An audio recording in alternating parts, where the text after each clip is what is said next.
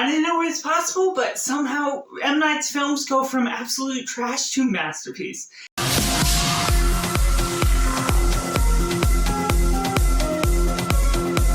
Hey everyone, it's Josh here, and welcome to Cinema, where we focus on a film, and today I am ranking all 15 of M. Night Shyamalan's films from my least favorite to my favorite, with the recent release of Knock at the Cabin, and I'd love to know your picks down in comments below. How many films have you seen, and just rank them however you can, where we can have a nice discussion of the hit or misses that M. Night has released. And coming in at number 15, we have After Earth. Now this is one that tries to be something so grand, something so creative in its premise, by going to Earth in the future when things have changed and the pollution has polluted Earth. But overall, it ends up being very plain in its things. It's creating new creatures that just don't necessarily have much flavor to the character involved. And Jaden Smith and Will Smith are good actors for their own things, but overall, the relationship feels so separated because Will Smith is basically stranded the whole time as Jaden Smith has to do all the action.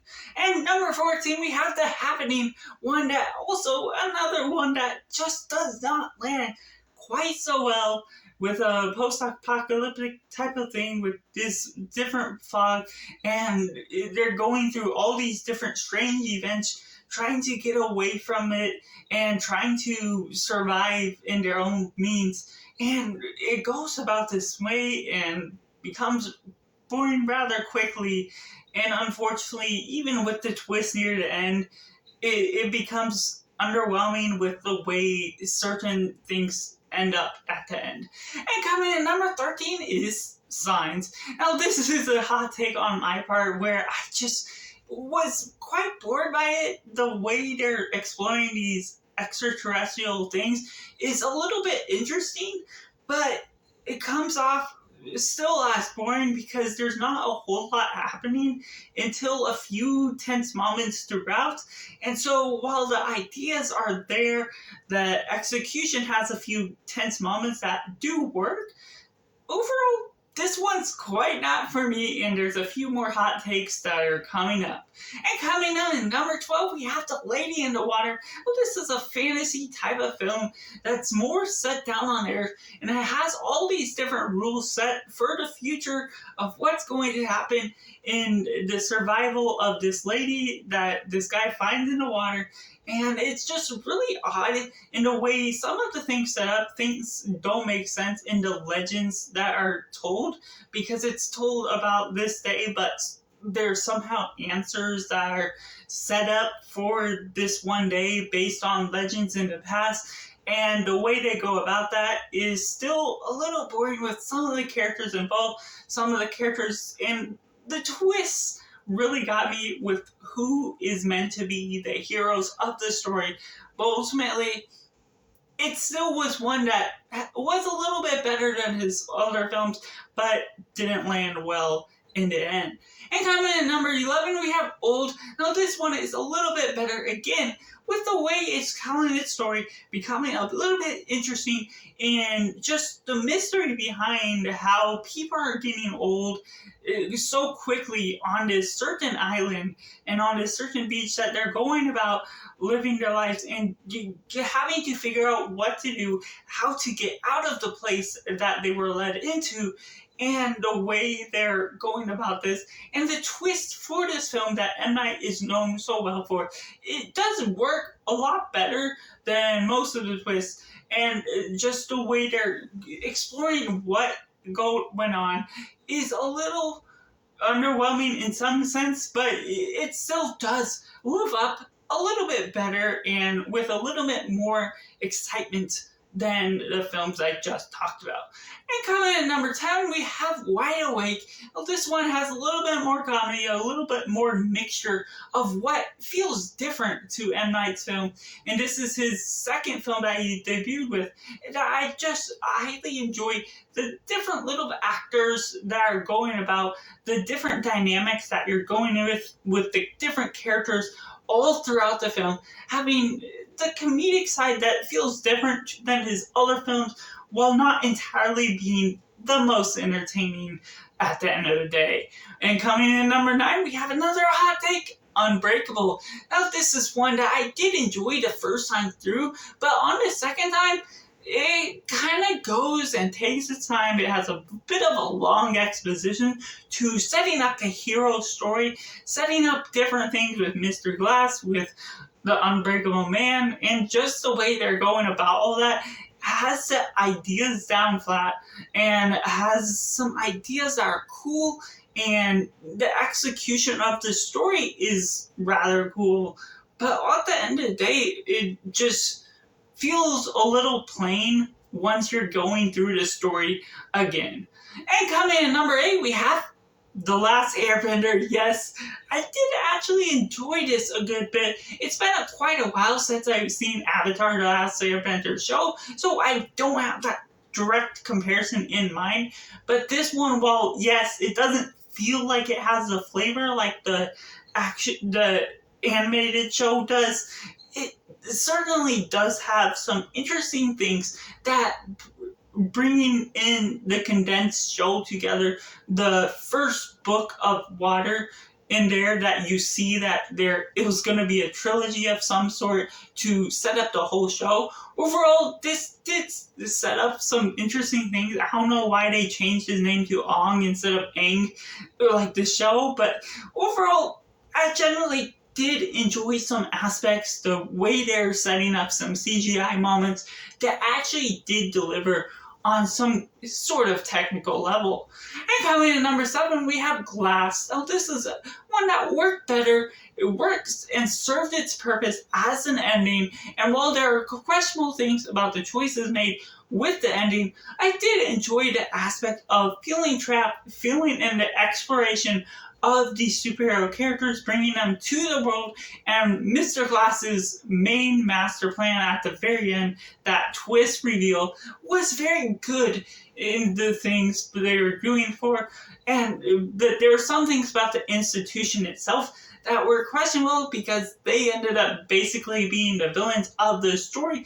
And so generally, I do enjoy this film as it sort of is going for. And coming in number 6, we have The Village. Now, this was one I was not expecting. You're in this secluded area, building this different sort of culture to the environment, having all these different set of rules. And so I do like the build-up of culture. The characters have a little bit more to be desired for, to really care for them a little bit more, but I do had a latch onto the story a lot more than some of his other films I've just talked about, and the way they're going about with the different coloring of the environment and the natural costume design and way they're going about this, plus the twist near the end, was quite good for what it was going for. But before we go into my top 5, make sure to like this video if you did it already, and also subscribe so you don't miss out on any future movie reviews and rankings and all that sort of fun stuff. And so coming in number 5, we have To Visit, one I was not expecting to be so psychologically thriller-esque, with the way they're going off, this brother and sister going off to their grandparents, just going off for a general nice visit. Certain things are weird upon the visit. They're acting a little bit strange, the grandparents are, and it's a gradual build-up that works well for the sentiment that they're going for the thriller and the questionable things that they're all up against. And so the way they go about that is just so subtle and yet builds up in such a nice, mannered way that by the end, once you figure out all the pieces, how they fit together, and the thrills that all come with it, is just creepy and works so well. Coming in at number 4, we have Knock at the Cabin itself, the newest entry that I do rather enjoy what it's going for. The setup of whether these 4 horsemen are going in, telling that you need to make a sacrifice in order to save the world, and just the questionable things about whether they're telling the truth, how and what is being so suspicious about them, how certain things are set up in a way that becomes that much more questionable, to where you have to figure out the mystery itself becomes that much more engaging.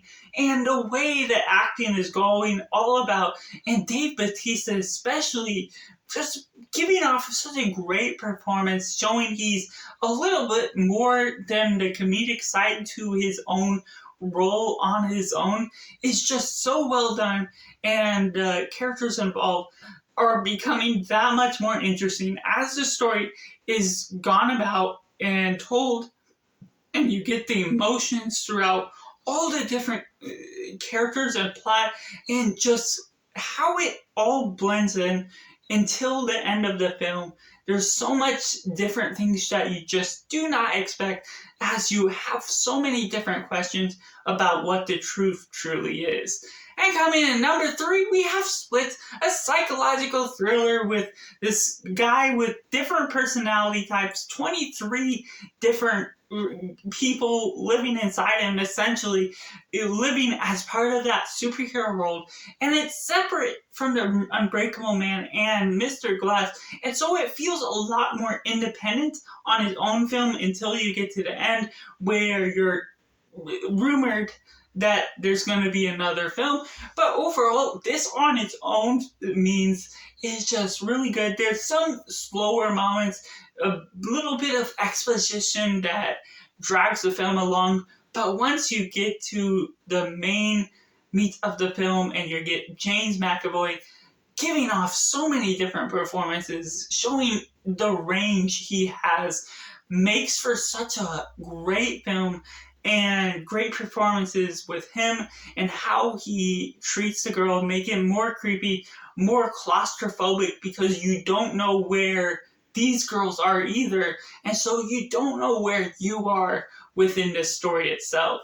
And coming in number 2, we have Praying with Anger, his debut film that I generally do enjoy for what it's going for. I have an Indian friend, and so getting into this idea where this American Indian goes back to his home country and faces all the rules of India and all the different differences of America versus India, and just all the limitations and all the different ideas of expectation within that country is highlighted within this film. It may not be the biggest, most grand thing compared to having a Bollywood film tell the story, but overall, for being an English language film, it's a lot more easier to digest, probably for some other people that are watching it for the first time. And so it just generally tells the full story in an interesting way, having a little bit of romance, having a little bit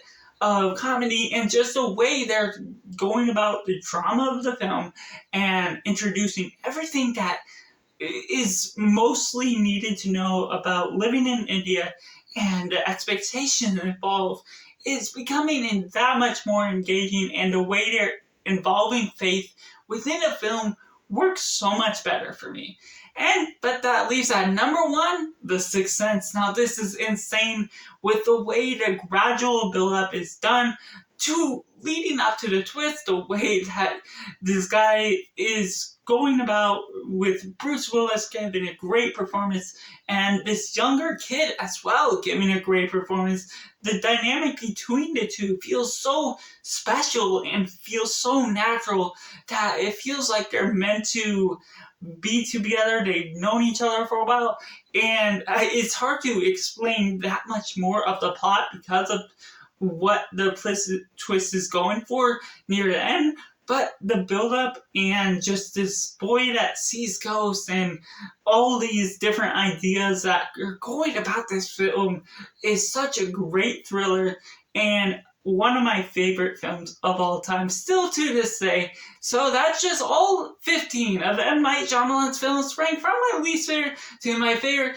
A huge hit or miss range for me. So let me know down in the comments below if this is about the same, where it's a hit or a miss, and what hot takes were the biggest on my list, and if you have any hot takes to share yourself. So that's just all. Thank you for watching. Be sure to check out these other videos on the end screen now.